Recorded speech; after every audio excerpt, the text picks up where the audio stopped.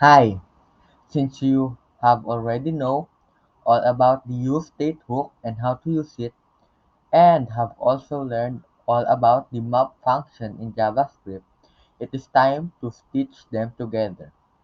In this coding challenge, you need to refactor this code.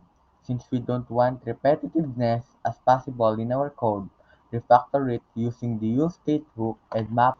Take this challenge a shot. Or if you really can't figure it out, you can go back to previous screencast or resume this screencast.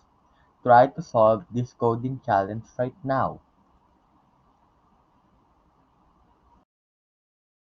Hope you went real well in this challenge. Now I will show you my solution. First, you need to store the values in an array using the use state hook. So I will now declare the variables ingredients and set ingredients. Then I will set it to an array using the react.useScript. So now I will list the ingredients.